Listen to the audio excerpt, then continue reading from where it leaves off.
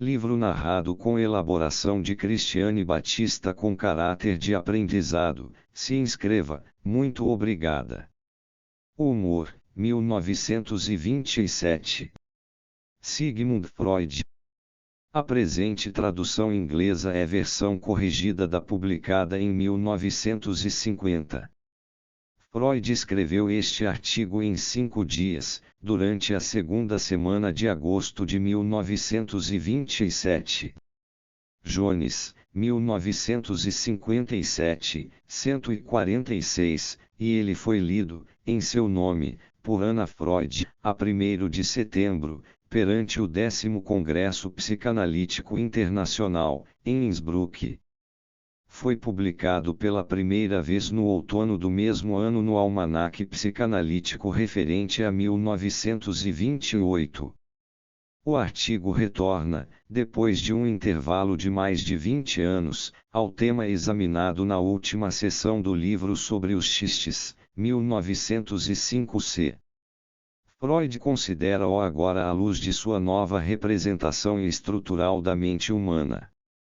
Alguns pontos metapsicológicos interessantes surgem nas últimas páginas do artigo e, pela primeira vez, encontramos o superego apresentado num estado de espírito afável.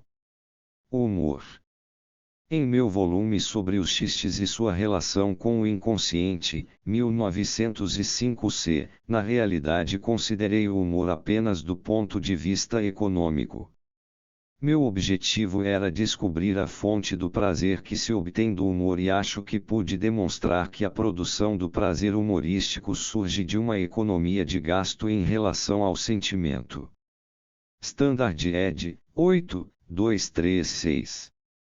Há duas maneiras pelas quais o processo humorístico pode realizar-se. Ele pode dar-se com relação a uma pessoa isolada, que, ela própria, adota a atitude humorística, ao passo que uma segunda pessoa representa o papel de espectador que dela deriva prazer, ou pode efetuar-se entre duas pessoas, uma das quais não toma parte alguma no processo humorístico, mas é tornada objeto de contemplação humorística pela outra. Quando, para tomar o exemplo mais grosseiro, um criminoso, levado à forca numa segunda-feira, comentou: "Bem, a semana está começando otimamente", ele mesmo estava produzindo o humor, o processo humorístico se completa em sua própria pessoa e, evidentemente, concede-lhe certo senso de satisfação. Eu, ouvinte não participante, sou afetado, por assim dizer, a longo alcance, por essa produção humorística do criminoso, sinto, como ele talvez, a produção de prazer humorístico. Temos um exemplo da segunda maneira pela qual o humor surge, quando um escritor ou narrador descreve o comportamento de pessoas reais ou imaginárias de modo humorístico.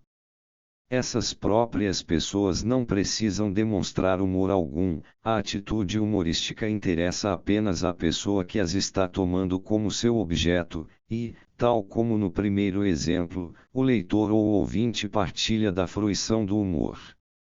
Para resumir, então, podemos dizer que a atitude humorística, não importando em que consista, é possível de ser dirigida quer para o próprio eu do indivíduo quer para outras pessoas, é de supor que ocasione uma produção de prazer à pessoa que a adota, e uma produção semelhante de prazer venha a ser a cota do assistente não participante. Compreenderemos melhor a gênese da produção do prazer humorístico se considerarmos o processo que se dá no ouvinte perante quem um outro produz humor. O ouvinte vê esse outro numa situação que o leva a esperar que ele produza os sinais de um afeto, que fique zangado, se queixe, expresse sofrimento, fique assustado ou horrorizado ou, talvez, até mesmo desesperado, e o assistente ou ouvinte está preparado para acompanhar sua direção e evocar os mesmos impulsos emocionais em si mesmo. Contudo, essa expectativa emocional é desapontada, a outra pessoa não expressa afeto, mas faz uma pilhéria. O gasto de sentimento, que é assim economizado, se transforma em prazer humorístico no ouvinte. É fácil chegar até aí. Logo, porém, verificamos que é o processo que se realiza na outra pessoa, o humorista, que merece maior atenção. Não há dúvida de que a essência do humor é poupar os afetos a que a situação naturalmente daria origem e afastar com uma pilhéria a possibilidade de tais expressões de emoção. Até esse ponto, o processo no humorista tem de concordar com o processo no ouvinte, ou, para dizê-lo mais corretamente, o processo no ouvinte deve ter copiado o do humorista. Mas, de que modo este último ocasiona a atitude mental que torna supérflua a liberação de afeto? Qual é a dinâmica de sua adoção da atitude humorística?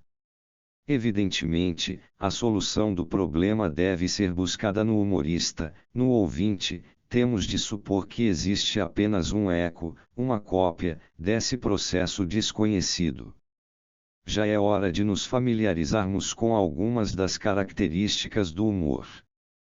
Como os xistes e o cômico, o humor tem algo de liberador a seu respeito, mas possui também qualquer coisa de grandeza e elevação, que faltam às outras duas maneiras de obter prazer da atividade intelectual. Essa grandeza reside claramente no triunfo do narcisismo, na afirmação vitoriosa da invulnerabilidade do ego. O ego se recusa a ser afligido pelas provocações da realidade, a permitir que seja compelido a sofrer. Insiste em que não pode ser afetado pelos traumas do mundo externo, demonstra, na verdade, que esses traumas para ele não passam de ocasiões para obter prazer. Esse último aspecto constitui um elemento inteiramente essencial do humor. Suponhamos que o criminoso levado para execução na segunda-feira dissesse: "Isso não me preocupa. Que importância tem, afinal de contas, que um sujeito como eu seja enforcado? O mundo não vai acabar por causa disso." Teríamos de admitir que um discurso desse tipo apresenta de fato a mesma magnífica superioridade sobre a situação real. É sábio e verdadeiro, mas não revela traço de humor.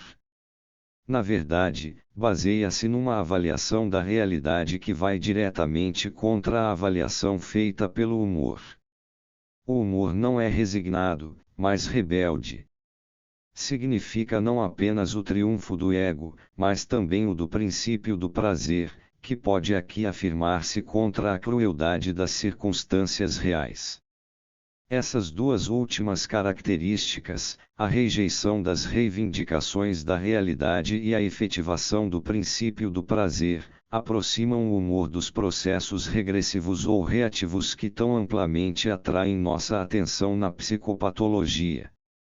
Seu desvio da possibilidade de sofrimento coloca-o entre a extensa série de métodos que a mente humana construiu a fim de fugir à compulsão para sofrer, uma série que começa com a neurose e culmina na loucura, incluindo a intoxicação, a autoabsorção e o êxtase. Graças a essa vinculação, o humor possui uma dignidade que falta completamente, por exemplo, aos xistes, pois estes servem simplesmente para obter uma produção de prazer ou colocar essa produção, que foi obtida, a serviço da agressão. Em que, então, consiste a atitude humorística, atitude por meio da qual uma pessoa se recusa a sofrer, dá ênfase à invencibilidade do ego pelo mundo real, sustenta vitoriosamente o princípio do prazer, e tudo isso em contraste com outros métodos que têm os mesmos intuitos, sem ultrapassar os limites da saúde mental. As duas realizações parecem incompatíveis. Se retornarmos à situação em que determinada pessoa adota uma atitude humorística para com outros, uma conceituação que já apresentei experimentalmente em meu livro sobre xistes se sugerirá por si mesma em seguida. É que o indivíduo se comporta para com eles como um adulto o faz com uma criança, quando identifica e sorri da trivialidade dos interesses e sofrimentos que parecem tão grandes a esta última. Assim, o humorista adquiriria sua superioridade por assumir o papel do adulto, identificar-se até certo ponto com o pai, e reduzir as outras pessoas a crianças. Essa conceituação provavelmente abrange os fatos, embora dificilmente pareça ser conclusiva. Perguntamo-nos o que é que faz o humorista arrogar-se esse papel. Mas temos de recordar a outra situação de humor, provavelmente mais primária e mais importante, na qual uma pessoa adota uma atitude humorística para consigo mesma, a fim de manter afastados possíveis sofrimentos.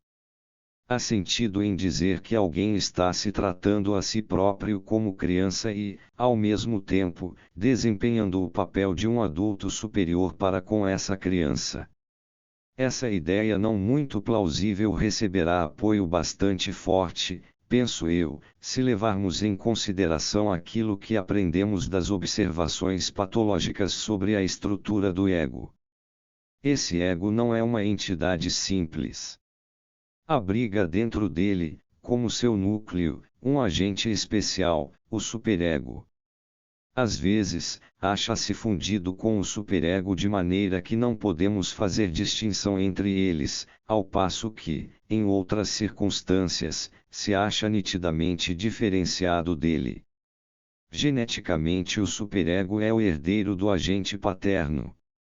Frequentemente ele mantém o ego em estrita dependência e, ainda, realmente o trata como os genitores, ou o pai, outrora trataram o filho, em seus primeiros anos. Obteremos uma explicação dinâmica da atitude humorística, portanto, se supusermos que ela consiste em ter o humorista retirado a ênfase psíquica de seu ego, transpondo-a para o superego. Para o superego, assim inflado, o ego pode parecer minúsculo, e triviais todos os seus interesses, e, com essa nova distribuição de energia, pode tornar-se coisa fácil para o superego reprimir as possibilidades de reação do ego. A fim de permanecermos fiéis à nossa fraseologia habitual, teremos de falar, não de transportar a ênfase psíquica, mas de deslocar grandes quantidades de catexia. A questão, então, é saber se temos o direito de representar amplos deslocamentos como esse, de um agente do aparelho psíquico para outro. Isso parece ser uma nova hipótese, construída ad hoc. Contudo, podemos lembrar-nos de que repetidamente, ainda que não com suficiente frequência, tomamos um fator desse tipo em consideração nas nossas tentativas de representação metapsicológica dos acontecimentos mentais. Assim, por exemplo, supomos que a diferença entre uma catexia objetal erótica normal e o estado de se achar enamorado é que, neste último, uma catexia incomparavelmente maior se transfere para o objeto, e que o ego se esvazia, por assim dizer, em favor do objeto. Estudando certos casos de paranoia, pude estabelecer o fato de que ideias de perseguição se formam precocemente e existem por longo tempo sem qualquer efeito perceptível, até que, em resultado de determinado acontecimento precipitante específico, recebe quantidades de catexia suficientes para levá-las a se tornarem dominantes. Também a cura de tais crises paranoicas residiria não tanto numa solução e correção das ideias delirantes, quanto numa retirada delas da catexia que lhes foi emprestada. As alternações entre melancolia e mania, entre uma cruel opressão do ego pelo superego e uma liberação do ego após essa pressão, sugerem um deslocamento de catexia desse tipo. Tal deslocamento, ademais, teria de ser introduzido para explicar um grande número de fenômenos que pertencem à vida mental normal. Se, até o presente, isso só foi feito em grau muito limitado, o fato deve-se à nossa cautela usual, algo que só merece louvor. A região em que nos sentimos seguros é a da patologia da vida mental, é aqui que efetuamos nossas observações e adquirimos nossas convicções. Atualmente, só nos aventuramos a formar um juízo sobre a mente normal na medida em que podemos discernir o que é normal nos isolamentos e deformações do material patológico. Uma vez superada essa hesitação, reconhecermos quão grande é a contribuição efetuada à compreensão dos processos mentais tanto pelas condições estáticas quanto pelas alterações dinâmicas da quantidade da catexia energética. Acho, portanto, que a possibilidade que aqui sugeri, a de que, numa situação específica, o indivíduo subitamente hipercatexize seu superego, e então, a partir disso, altere as reações do ego, merece ser retida. Ademais, o que sugeri sobre o humor encontra analogia digna de nota no campo aparentado dos xistes. Quanto à origem destes, fui levado a supor que um pensamento pré-consciente é entregue por um momento à revisão inconsciente. Um xiste é, portanto, a contribuição feita ao cômico pelo inconsciente. Exatamente do mesmo modo, o humor seria a contribuição feita ao cômico pela intervenção do superego. Com respeito a outros assuntos, conhecemos o superego como um senhor severo. Dir-se-á que não combina bem com tal caráter o fato de o superego condescender em capacitar o ego a obter uma pequena produção de prazer.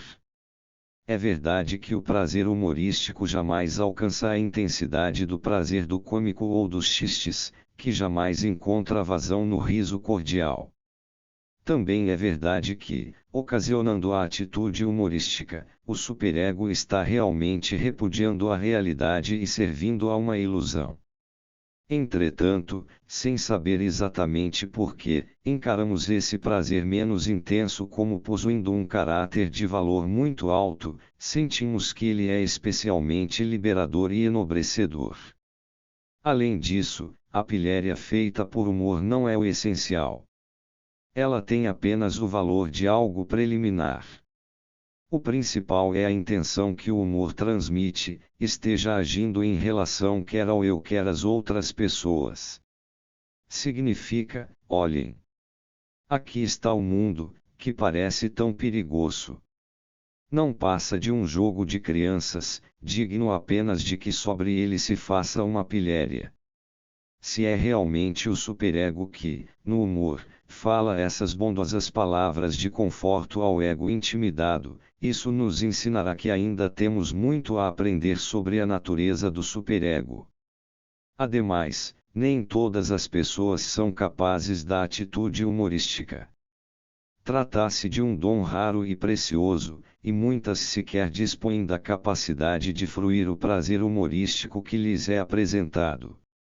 E finalmente, se o superego tenta, através do humor, consolar o ego e protegê-lo do sofrimento, isso não contradiz sua origem no agente paterno.